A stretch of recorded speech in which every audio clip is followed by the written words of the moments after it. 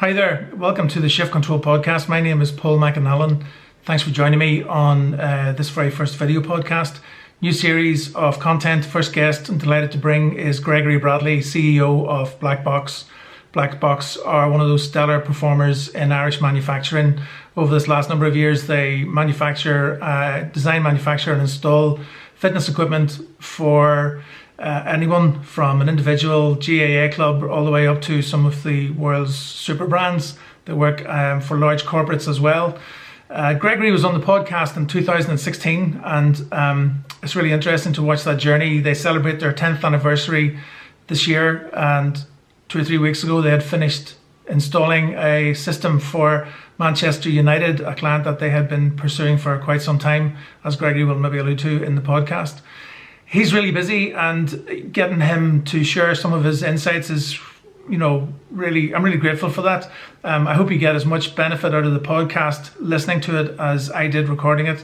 Some really brilliant insights about sales, about growth, about culture, the importance of culture in particular. He talks about retaining and recruiting staff. Right now is pretty current, but some of the other stuff is, I just hope you really enjoy it. It's been class to get him back on again, and evidently his characteristics continue to thrive. The resilience, the hard work, the attention to detail, and the fact that he surrounds himself with some really, really good people at management level, but also throughout the facility, which is based just outside Belfast.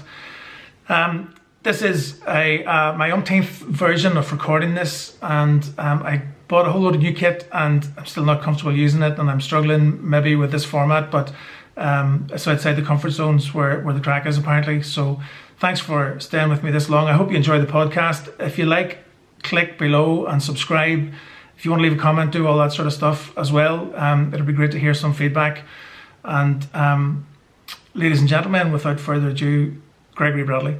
How's it going? We're live. Good. Good to see you, man. Yeah, we've probably covered a podcast worth of material before we're recording here. Thanks for taking the time out, man. I know you're busy and you're working from home today, so I'm going to ask you it's kind of a trying to catch you out maybe, but how would you describe who are or what is Black Box? Yeah, well, thanks for having me, Paul. I know we were chatting offline about, I think maybe 5 years almost since we did the first podcast. So hopefully this one will be slightly better, but time will tell. But Black Box, who or what Black Box is, we design, manufacture and supply strength and conditioning equipment.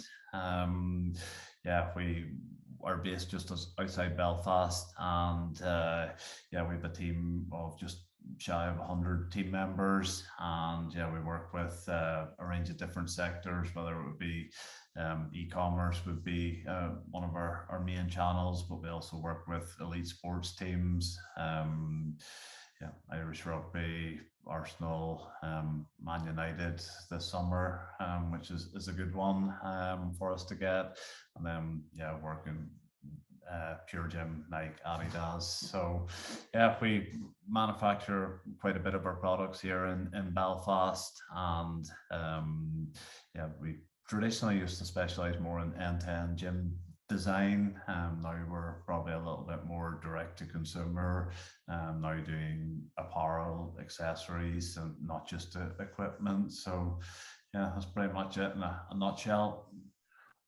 I kind of know where it started, Greg. So where did it start for you in that journey? And when you were starting out, did you really see this being a kind of a destination where you're at now? No, I would be lying if I was to sit here and say at the start we had this plan to get to where we were. Initially, where the idea kind of started, I played Gaelic football for Onero and Coleraine, and I was probably the least talented athlete in that team. You had a lot of very skilled Gaelic footballers, but I quickly found out that going to the gym and becoming a better athlete, a fitter athlete, was helping me get on the team and stay on the team. So I just had an idea. I wanted some decent strength conditioning equipment. There wasn't much available to buy, so I thought I'd put some pictures up onto adverts.ie, and people started to ring me for this equipment. I didn't have it, but told me that there was a demand for this, and the kind of idea was to just make one extra, and I would keep one and use it myself. So yeah, found a welder in Korean and got him to make the equipment. And yeah, I'll never forget, he asked me for engineering drawings, and I was like, well, what's an engineering drawing? Here's a photo of it. And yeah, I thought my engineering expertise is probably at a similar level these days, but I think that shows you the importance of, you know, the business has been built. It's not me per se, you know, I know very little about engineering or manufacturing, but we've been able to get a good team built around, and that's helped us to get to where we are. You just moved to it's like a relatively, well, recently a brand new facility in Monkstown?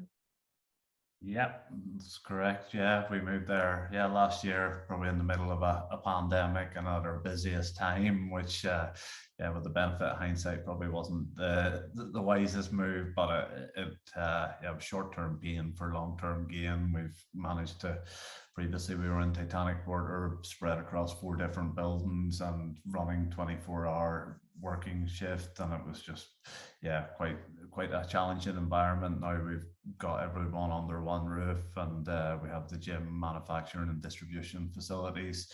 It hasn't solved all of our problems that we had hoped, but it's definitely been great to have that base, and that will help us scale the business for the next 5 years and maybe beyond. So yeah, it's been a nice place to move to.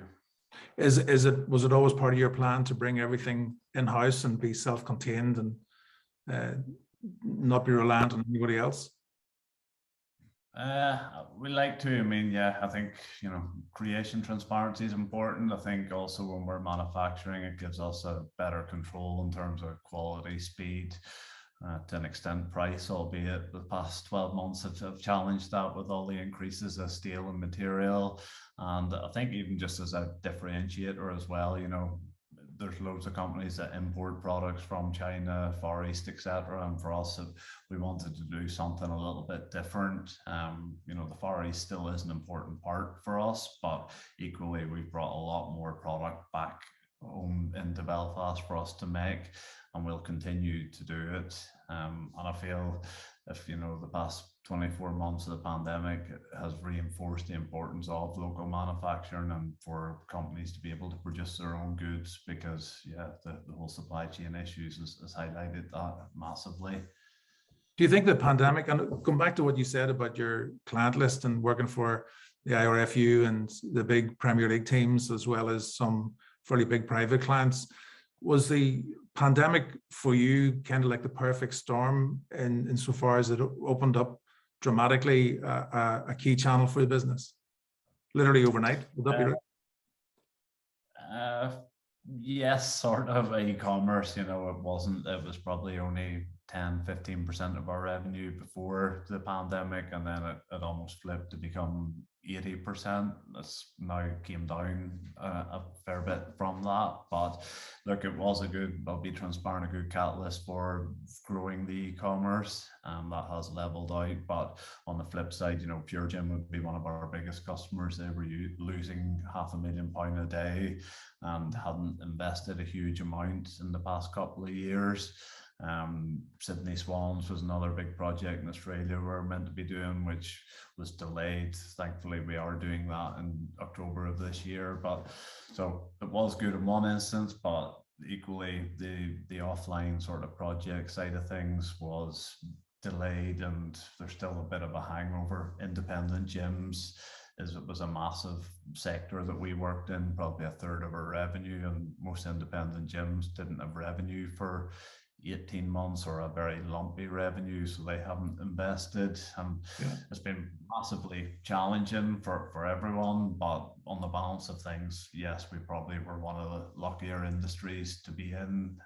But yeah, you know, we were talking offline about cultural changes, and for us, traditionally being and I hate using the term B2B, because all business is people to people, but for simplicity, we were historically a B2B business, and then moving to that direct to consumer, it was a massive challenge. I mean, we were all in the warehouse. Instead of maybe shipping out 50 or 100 orders per week, you're maybe shipping out 1,000, and your customer service has to scale up, your logistics, your packaging, your just everything. So it's a very different way to do things, and but it's good, and I think ultimately that's what we want. It makes us a more sustainable business, being able to have those two channels instead of just having all of our eggs in one basket. Do you think if it's not to draw a parallel, but if you're working with the likes of Manchester United or Arsenal or Chelsea or some of the big rugby, Sydney Swans is a brilliant example. It's because they're just so far away from where you're based. Do you think that those people are more challenging to deal with as a business, or Joe Public in the street, whose expectations really aren't anywhere? He's just looking to buy some gym equipment for his shed. Who's easier to please? Who's easier to create into the perfect customer? Yeah, I mean, it's quite hard to probably stereotype or group everyone together, but I mean, prime example, over Christmas, our website obviously works 24/7, and people were placing orders, small orders, maybe 50, £100 for kettlebells or a consumable product.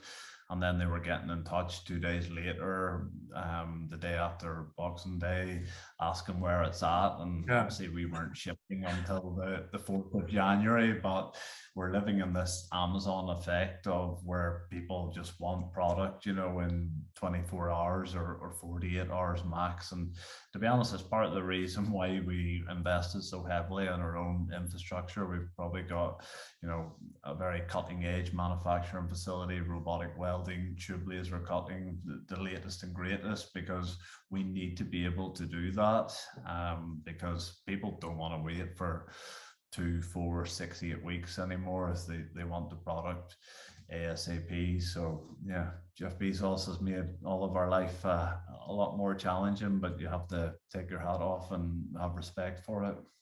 I think I would agree with you. And one of the things I would probably say, to your credit, my own personal experience, whenever we were talking about whatever it was 6 months ago or a year ago, and I got in touch with you, and you had got one of your guys to get in touch with me, the speed of response, like it was really, really, it was evident that the customer journey had been considered in the whole way through. That you were kind of being told in advance what to expect in terms of time. Expectation management was really high on the list, I felt, at least. And I'm not saying that was because your guy knew that it was through you that was the recommendation came, but it was just like buying a pair of shoes online or a t-shirt. Everything happened just really, really easy. And at that time, I got a chance to go up to your facility. That was the last time I think we were speaking face to face. And I'd hope to be up there today, and maybe next week I'll get a chance to take a pop up with a camera and take some video of what is just a really impressive facility. It's to your credit that you can move from faking it till you make it to a place where there's 100 people employed, and it's a massive facility. And you are self-contained, which is why I asked the question, because you pretty much can do everything you can inside, can't you?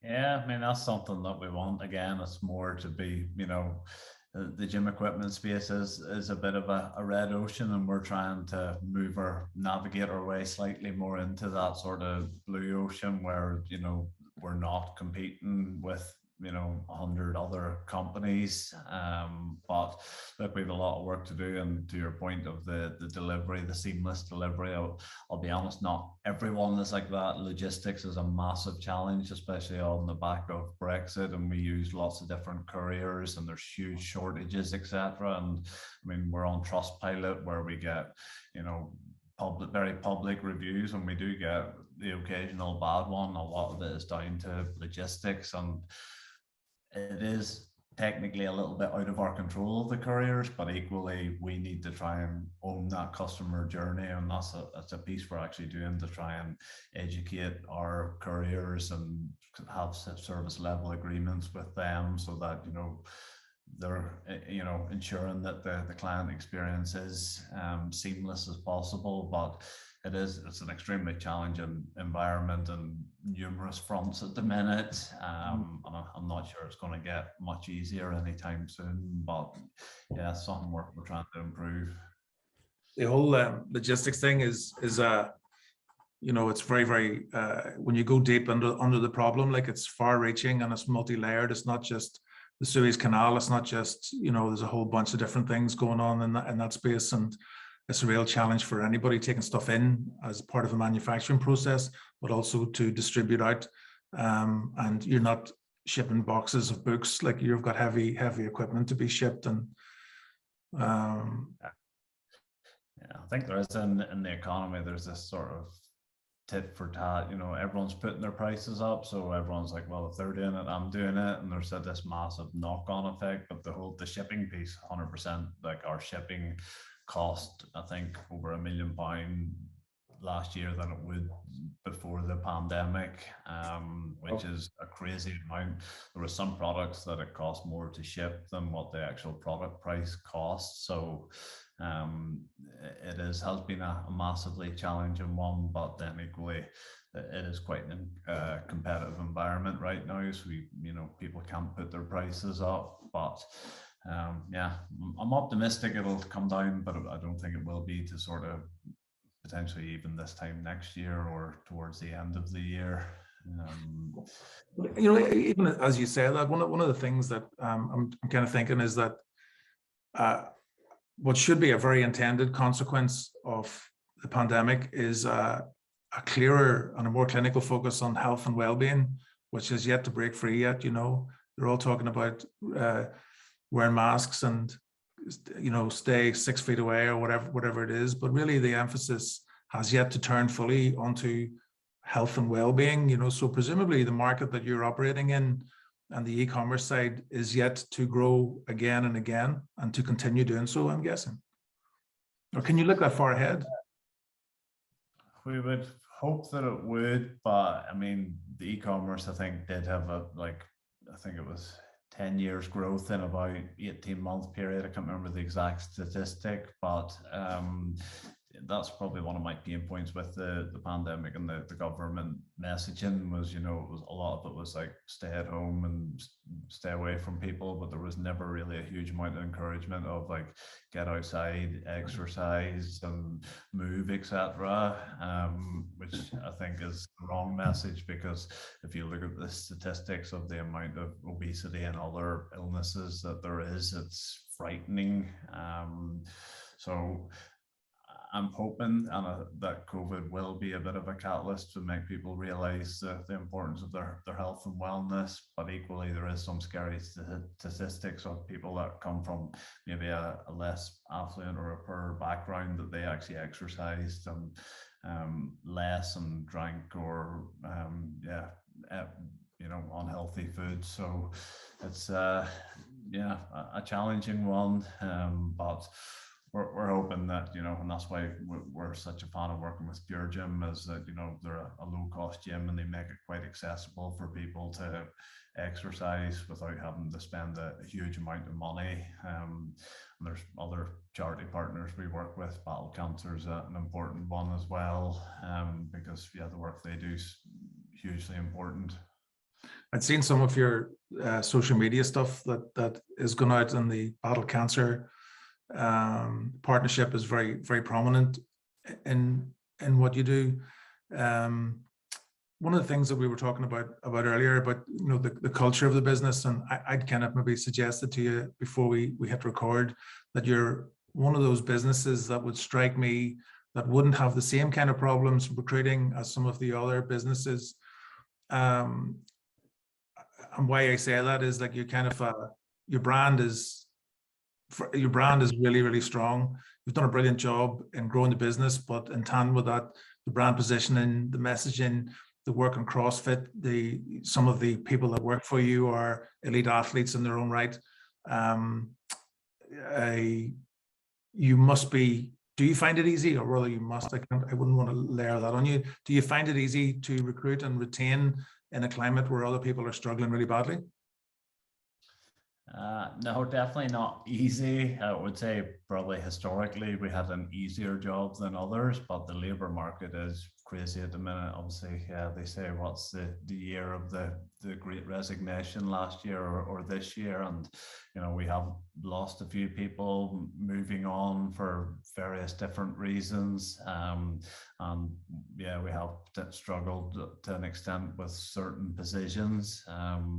E-commerce manager was one that we really struggled, even graphic designers. So it is ultra competitive, and I feel like I've only been doing this 10 years next month, but I just feel that it is a huge challenge to run a business for all the different macroeconomical reasons going on, but also for it used to be, I think, that employers pick the employees. Now it's the other way around, where employees are picking the companies they work for, and there's so much choice, and certain companies are going digital but by default and working from home 5 days a week, which I personally don't think is the right thing, but it maybe suits some people. But I feel that if you want to, someone said to me a couple of months ago, if you just want a job, yeah, work from home. But if you want a career, get into the office. And I agree with that.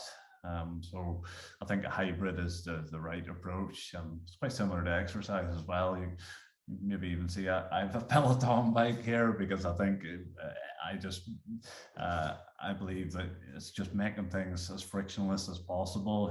I don't use it every day, but there's times where I just don't want an excuse to not be able to exercise. So if I can jump on that for 20 minutes, so be it. I'll not have that excuse of I can't be bothered going to the gym.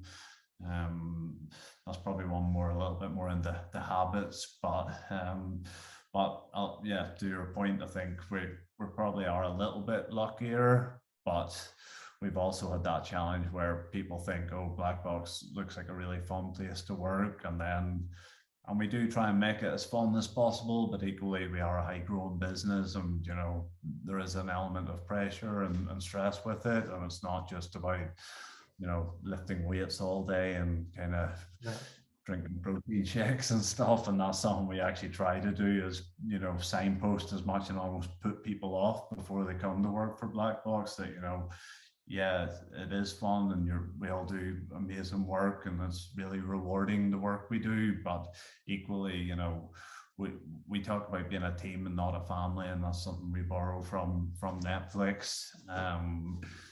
Where it's not, family, you always have to put up with, even if they're annoying sibling or cousin or whatever.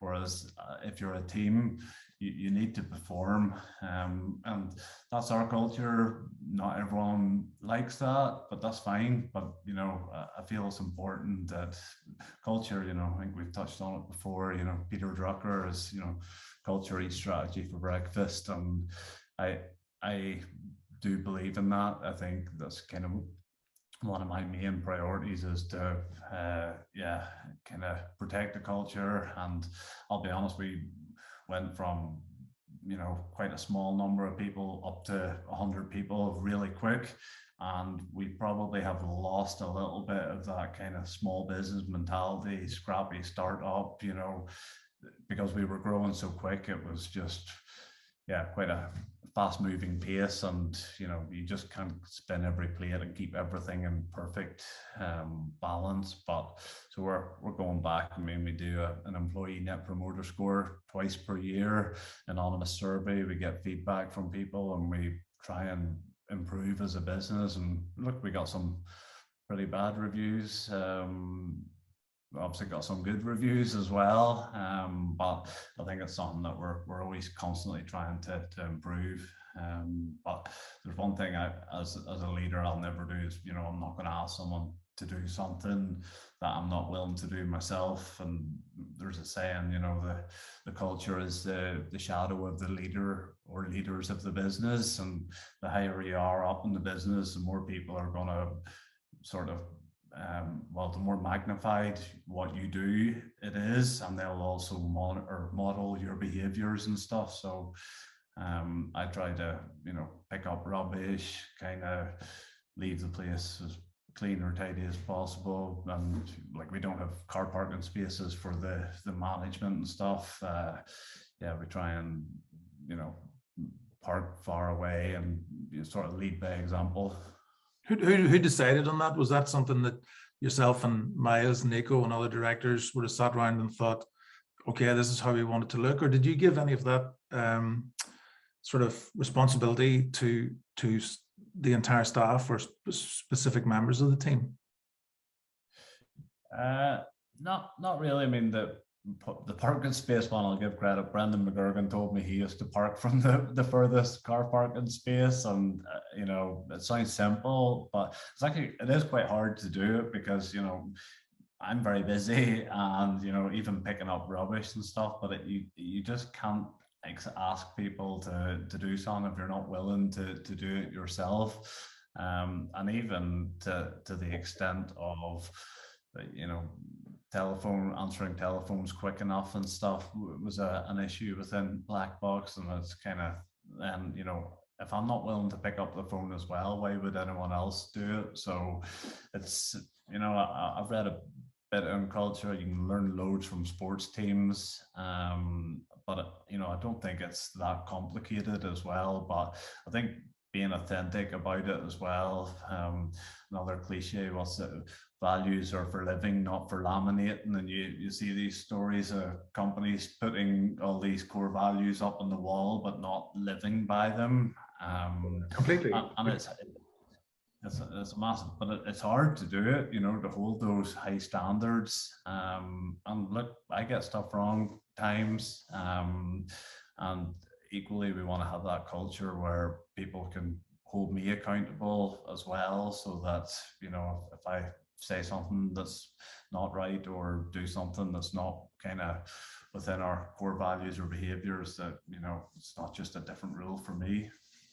But you said a few things there that I probably go back on. First of all, I can't believe it's 10 years you're doing this, and I would no, but it really. Great. Yeah, I've got them in the beard now, man.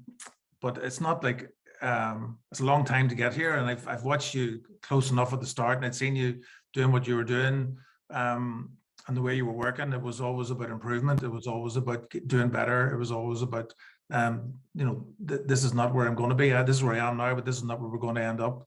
And I'm going to pivot back and forward to some of the stuff you talked about, because it's very interesting. Like I remember you referencing Thomas Plummer a lot way back. He was a guy that you used to go and see, and he would have been, I'm not guessing, I'm saying this from recollection, that he was would have been a close mentor of yours, right?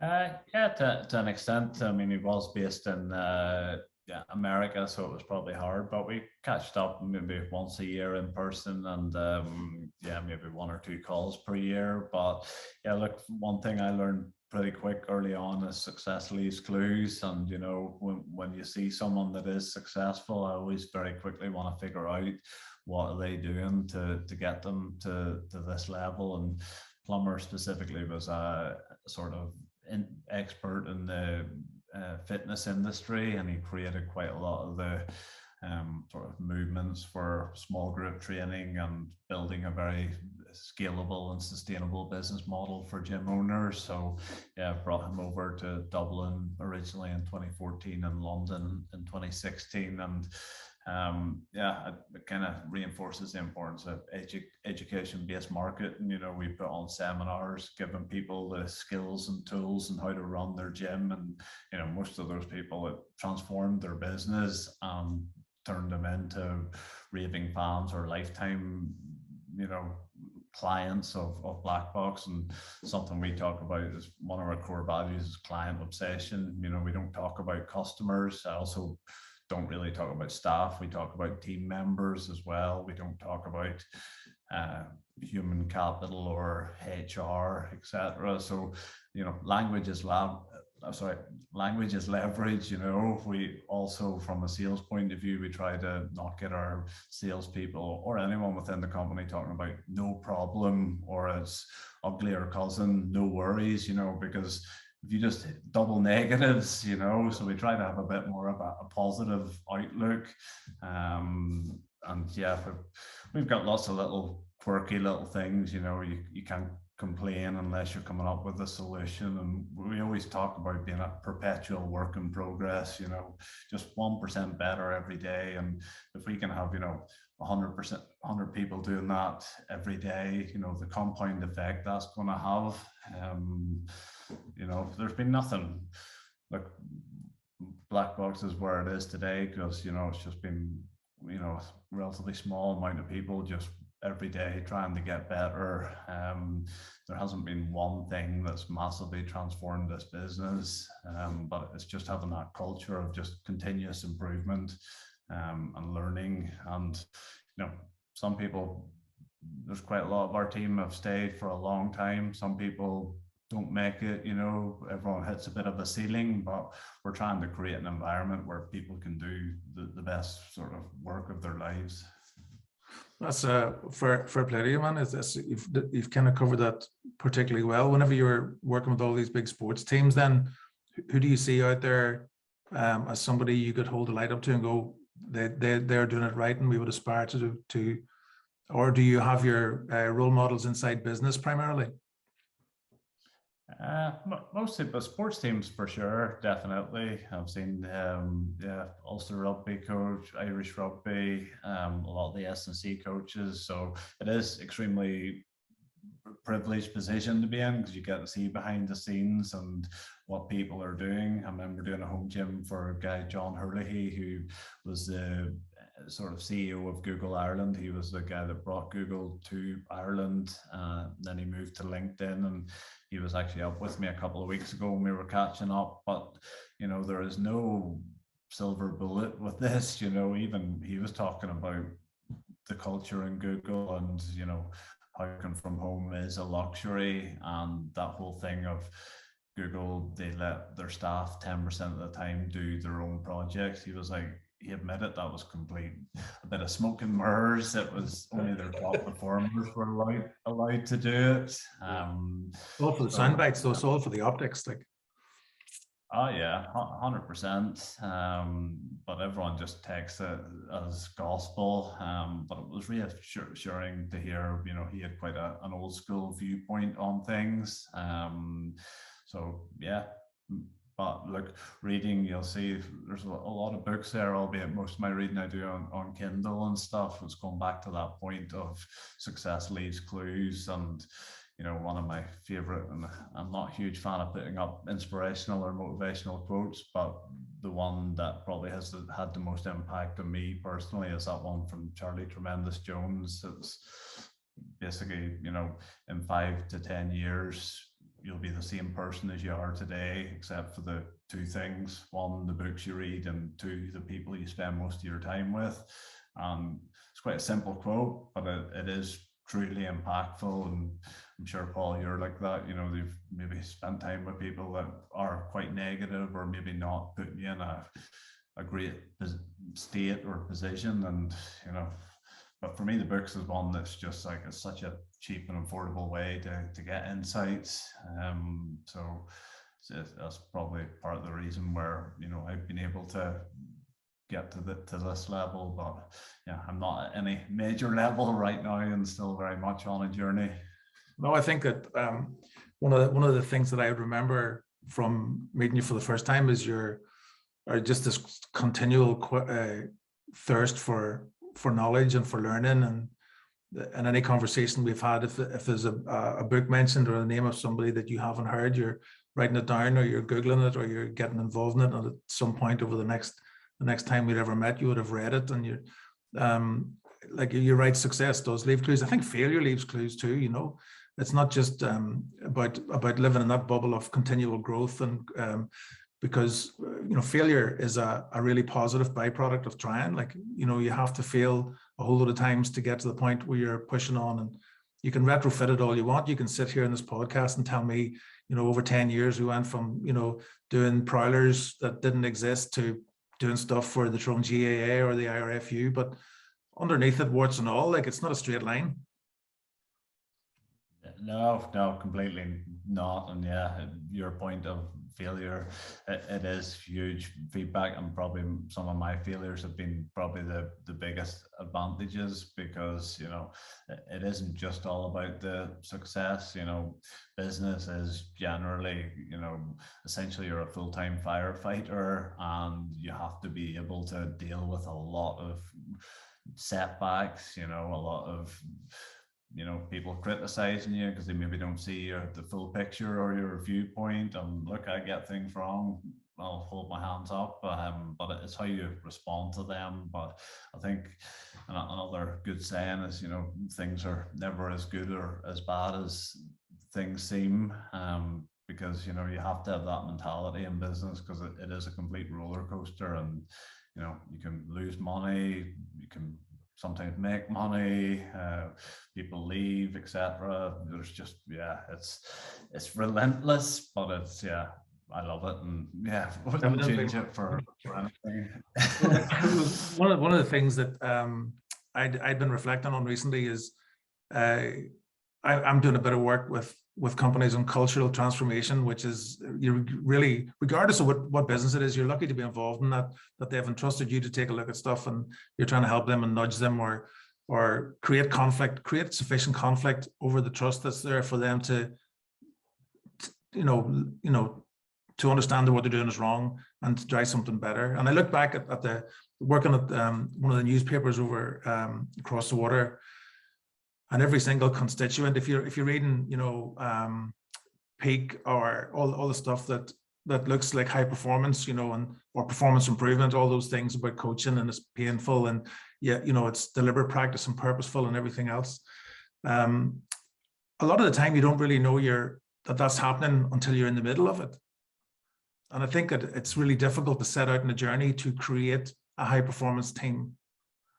Especially, it's all right talking about football. And I think that's the challenge of trying to take sport into business and be really authentic with that, because in sport, high performance athletes train for 90 minutes or train for an hour. And in business, you're working all day, every day, 7 days a week, sometimes in your case, so it's not always really easy to know you're in the middle of the storm. It's not easy to create the storm, and you're actually in the middle of it and you don't know how you got there. Are you planning to move stage by stage towards a higher improvement, higher performing team? Is it just going to be gradual? Is it just a little bit better every day? Or do you have specific and clear goals for the business over the next 5 years culturally?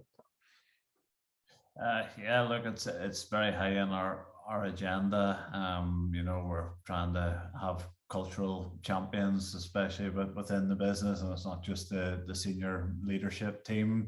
Look, I'll be honest, we have some subcultures within Black Box. I think it would be idealistic to assume that everyone, we've got people, welders, manufacturing, warehouse, there's just a huge diverse mix of people there. Well, diverse for Northern Ireland if you want, but it's foolish for us to think that everyone sings off the same hymn sheet or has the exact same values and what they believe in and practice. But it's something that I'm very much learning, and I've got a lot of blind spots as well. So it's there is some people that maybe they don't. There's lots of people don't read books, and there's different ways for people to learn. We always just want people to just keep trying to improve, because if people aren't improving, you're going backwards. And for some people, it might be just getting out and into other businesses. Reverse mentoring is also quite an important one as well, where I used to think I was maybe one of the better salespeople in Black Box, but we've got some young guys coming through that are just doing really good volume, and I'm trying to learn a little bit from them. And even social media, other areas of the business, we've a really strong product manager, and there's some people that come in, either they went to university or not, and they're just doing a tremendous job. So it is all just about creating an environment. But to your point of, that's a massive mistake we made. One of our culture, well, it used to be, is just kind of you're straight in at the deep end, instead of athletes spend 90-95% of their time practicing to perform 5 or 10%, whereas in work, we're working 89% of the time, and then with very little training. So that's something we're trying to change a little bit, and we've got it wrong. And some people just, some people, if they're self-motivated, can do it, but a lot of people can't. So that's been one of the many mistakes that we've made on that front. But culture it's hard too, because I'm so heavily involved in sales and other areas of the business. There's lots of stuff I'd like to be doing to help nudge the culture and develop it a little bit further in the direction we want to. But it's an ongoing process for sure, and it'll never end. Just on the point of reverse mentoring, which is interesting, do you find it easy to well, I think you do, don't you? You find it easy to be corrected or to find out from somebody younger than you, or somebody who's less attached to what you've been doing all your life, that you're not doing it the best way? Do you embrace that? Do you encourage it? Do you find it easy to encourage it? 100%. The best idea wins, and yeah, sometimes it can hurt your ego if someone else comes. Even naming, like we've been through this we've lots of new products and ranges and stuff, and obviously we're all competitive and we want to come up with a name, but equally a new range, I didn't come up with the name, but it is the best idea has to win. And just one of my things, I've always just tried to be more interested than interesting. It's not about me or any of the senior team within the company. There can't be echo chambers. We don't want this culture where people aren't willing to challenge a viewpoint. We want to have this competitive tension. There has to be respect, manners. We can't be, one of our core values, don't be a dickhead. There is a no dickhead policy, but equally we are competitive, and it's everything is to improve the company. We talk about your job versus your role, and your job could be your left back for Man United, so your job is to defend, but sorry, I actually got that wrong. So maybe edit that one. So job v role, basically. So basically your role could be accountant or marketing manager or left back for Man United, so where you would be defending, but your job is for the team to win. So everyone's job is to make Black Box better. So we try to have that sort of mantra or mentality where everyone has to make the company better, and sometimes you have to do stuff, get down in the warehouse, get that big order out that's late, etc. Because we just don't want this culture of, oh, that's not my job description, or Totally. I'm too busy doing that. So but again, not everyone loves that, but we put it up very at the start, even in the interview process, just so we can let people know what it's like. And some people, don't like that and they go somewhere else, and that's fine. But, a career in Black Box is like, there's no bands, it's not like working in the public sector where it's like band 5, 6, 7, it's more like you're a rock climber where you're going sideways and sometimes up and whatnot. And again, that's our culture. We're a kind of a startup. We're growing every day. Pretty new, every year it's very different than the year before. And some people love that, and some people don't, and that's cool. Do you still consider yourself a startup? I should probably stop that as of next month. So I think 10 years old, man. It's like definitely. Like there's a lot of businesses that will look up to you in manufacturing. There's a lot of businesses that will look up to you in terms of your culture. Like the language you're using there is a lot of the people, so a lot of the mature businesses in the North, and I've been working with a couple of them, and some of the things you said are really telling and how you approach it. So for example, Brian would have talked about parking as far away from the front door as he could. Some people would just dump their car in the handicap space because it's closer to the door, and because their name's above the door. Do you know what I mean? Like it's just, and it's like, what do you mean I'm wrong? What do you mean I'm wrong? And I'm not saying that that's that's probably a byproduct of being really successful for a long time, or having your name above the door and not been allowing other people to respectfully challenge you in a meaningful way. And so Ireland would have been a place where my father had the shop with a name above the door. You know, how many people do you know whose name is literally above the door and it's like the crown jewels and they'll never change it because this is the way it's always been? And you're kind of unfettered by that because you've the industry you work in, the people you serve, the teams that you work with, the people that want to work with you probably don't allow you to do that.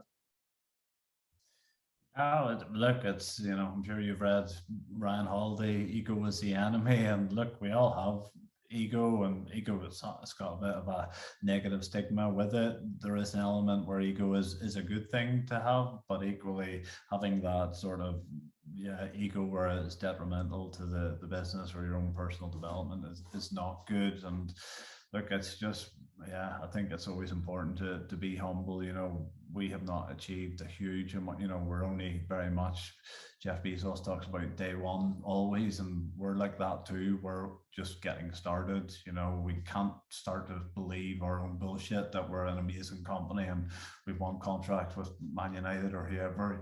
Yeah, that's cool, but equally we need to keep going. And it's definitely one of my blind spots is that I've tried to do it more and more, give more praise, but I'm always just like, what's next? You know, let's keep going. I believe the best teams do that. You know, if you read about Alex Ferguson or the All Blacks, they don't sit and talk about how good and amazing they are and give each other pats on the back all the time. Yes, there's a time and a place for it, but you know, this time we start doing that and believe in our own bullshit, we're going to be in a very dangerous place. So it's it's not for everyone, but we, you know, and we've a lot of room for improvement as a company, but we're on that journey.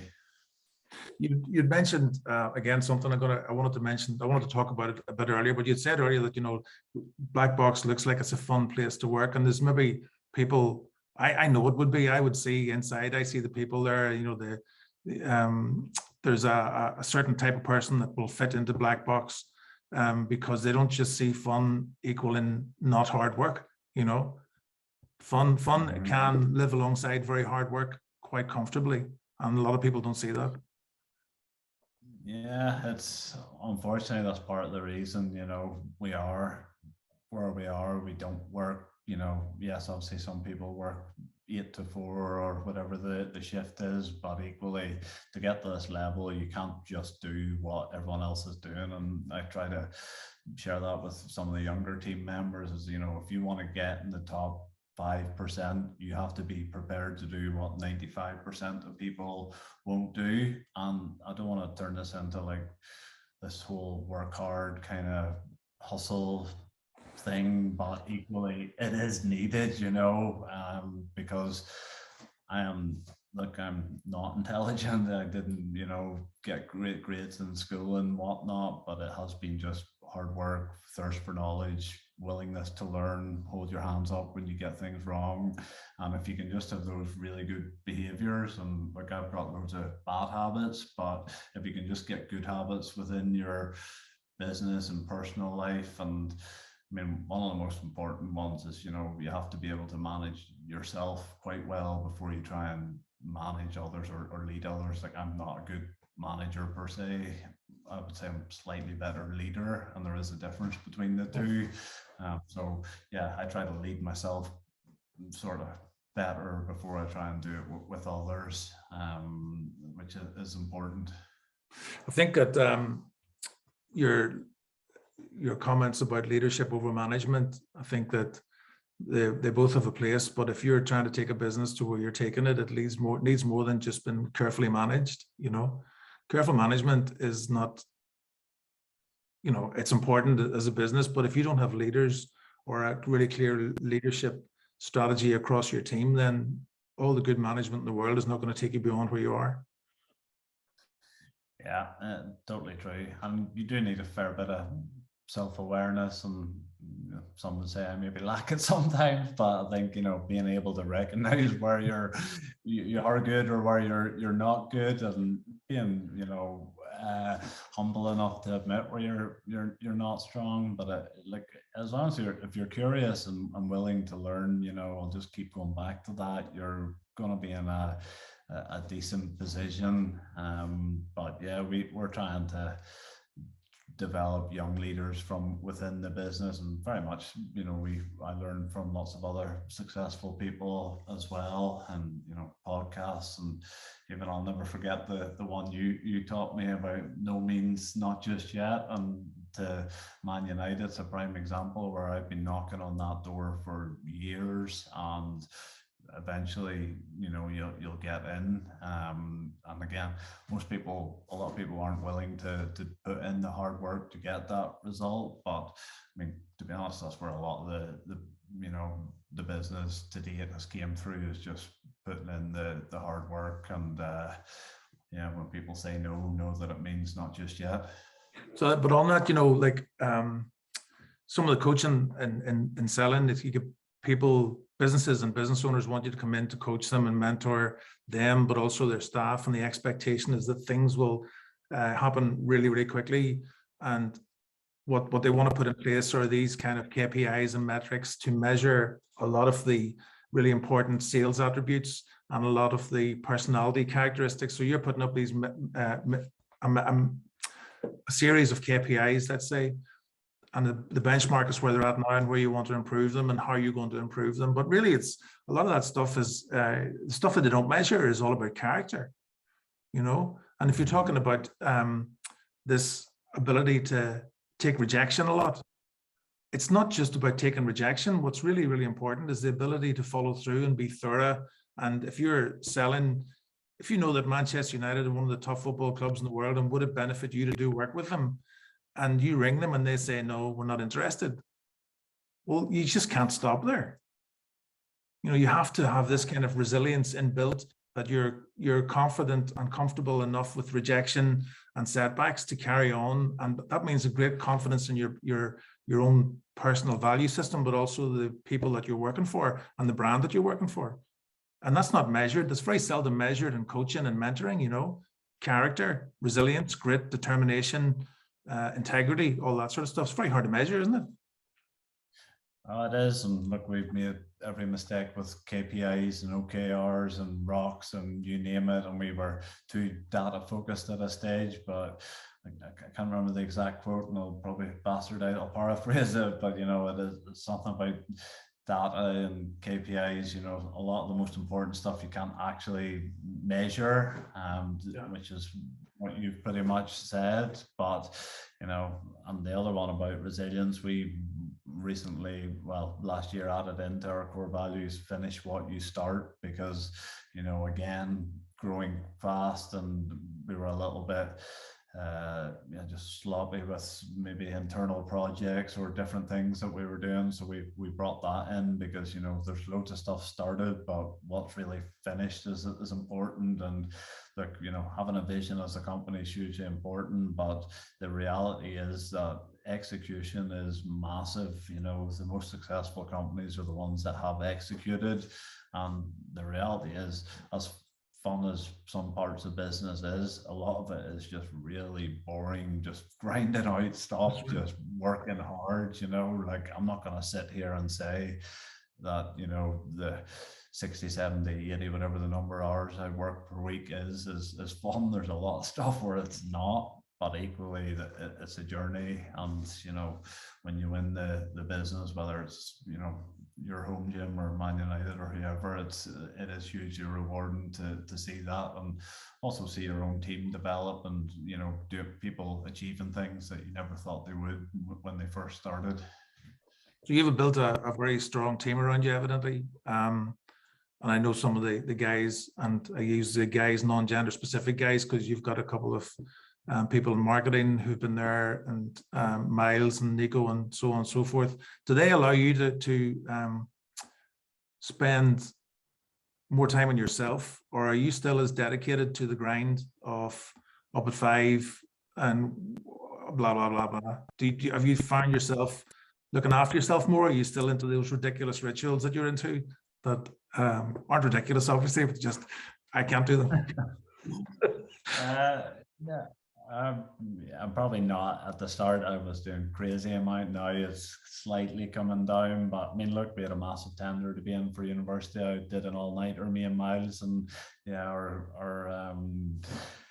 yeah, we had to do a presentation on short notice, and yeah, I'm not sure how alert we were by the time we gave it. It still happens, you know, but yeah, energy management is hugely important, and I always have to try and remind myself to maybe, you know, there is a team there and let them, you know, I'm not a micromanager, it's not my style whatsoever, but you know, this is a massive passion slash obsession slash addiction of mine, and you know, uh yeah, I do love, very privileged, love what I do, but yeah, I'm being a little bit wiser as I'm now 34, so as of last week, so just probably been a bit more sensible with the amount of hours and travel and whatnot. So obviously the pandemic's been a bit of a limiter on that, so it's been good. So but like, you know, we don't want to have that culture of where people are burnt out come, you know, the end of the week. That's something on a cultural thing we try to do, is do a weekly win summary at the end of the week to give praise for people that have went above and beyond the sort of the normal, so that everyone heads into the weekend feeling good. And then we have a team-wide Monday morning meeting. We used to do it every day, but it was just probably a bit overkill, and obviously with COVID and stuff. So there's stuff we're trying to do to ensure, you know, that there's good collaboration and culture, and communication's a huge one. Every business says that communication's an issue, and then if you drill down and ask people, well, what is it? But one of I learned from a guy, John Gordon, which is probably a hugely impactful quote, is, again, because when you're extremely busy and sometimes communication is not great, it's yeah, in the void of communication, negativity will fill it. When I read that quote, it was like a penny drop moment, because you know yourself, you've got radio silence from someone, you're going to be like, oh, what's going on here and stuff. Whereas, so we're trying to have that sort of communication streams, that, you know, there is this good communication. I do believe in a business of transparency. We've pretty much open book management. Within reason, pretty much everyone knows everything about the business, because I just don't believe in lying or telling someone something different to what the truth is. And that kind of, again, has a bit more of a culture where we want to have, you know, like 100 mini entrepreneurs within the business, that they treat the business as their own. And you know, we have a profit share within the business that, you know, again, we want to empower people, that they, you know, if everyone performs in the way that we hope, and the market performs, that there is an opportunity to, you know, share some of the upside. But yeah, no, last year was not a great year, just with all the costs and stuff on that front. But we're confident we'll navigate our way through that. For you personally, just I'm conscious of time here, Greg, so I'd talk to you all day, but that wouldn't be right. For you personally, you have a very clear set of values that you, like, it wouldn't be a podcast if we didn't mention Dr. John DeMartini, right? So let's talk about him for 1 second, and just about the value factor, and the values that you have. And you bring a lot of your personal values into business, I'm guessing, from knowing you and from the sound of what we're talking about here. And you bring maybe a lot of those values from work into your personal life. What's not negotiable for you? What are the non-negotiables in your life? I think, you know, hard work, having a work ethic is hugely important. I think that's probably the number one sort of foundation. I think that sort of just being interested more than being interesting, you know, being curious, asking questions. You know, questions are way better than always giving the answers. So having that sort of growth mindset. I feel being humble, you know, no one likes that arrogant sort of yeah, arrogant prick, and no one likes that. And then it's just, it is that 1% better. You know, it's just getting healthier, smarter, better partner, whatever it is. But look, it's, I personally don't believe that always having balance is always achievable. There's always going to be trade-offs. If you want to excel in one area, there's going to be trade-offs, and it's just being aware of that and sometimes stepping back a little bit. But yeah, I don't have all the answers. That's one thing for sure. No, the ones you've given are good enough, man. I'm gonna try to finish off on one thing here. I'm gonna trade you a couple of books that I'm reading that you may or may not have read. Okay, so I'm gonna ask you before I do that, what are you reading right now? You'd recommend people get a hold of? Good book, Dan Sullivan. I'm always a big fan. I have read it and I'm probably rereading it. Who Not How. And again, it's a really good just question to ask yourself instead of getting stuck in the tyranny of how am I going to do this. It's kind of just who is going to do this for me, whether it's a new hire, JV partnership, or just hiring a contractor or whatever. It's a good book. Doing a little bit of reading and storytelling because I just feel it's such an powerful thing to do, even in business, whether you're trying to hire people or win a contract. So doing a bit of reading on that, and I've been talking about doing Toastmasters or some sort of public speaking for a long time, but I am going to do that at some point because again, it's something that I feel is a very good skill to have, but I think I'll put that to after the wedding because I'm not sure I've much free time before then. That's a fairly big project you're working on, right? Yeah, bigger than Man United one, I'd have thought. It's the number one. The installations are around the same time, so I'll need Jesus, man, don't worry. Get that out of the way there. Yeah. Good luck with that. Obviously, like it goes without saying. I'm going to share a book with you, 2 books with you actually. You've already read this one. Oh yeah. So the 5 dysfunctions of a team is brilliant. I'm only stumbling on this so late in the game. It's untrue. It's written about 2002 or something like that, and it's deadly. You've already read that, yeah? I have, yeah. Okay. Richard Hackman, Leading Teams. Don't think I've read that one. Good. Interesting. Setting the stage for great performances. Really interesting book. A little bit deeper and wider than Chioni goes here, but definitely worth the read. I'll pick up that Dan Sullivan stuff. I listened to. It was a Multiplier Mindset, wasn't it? His podcast. Yeah, that's it.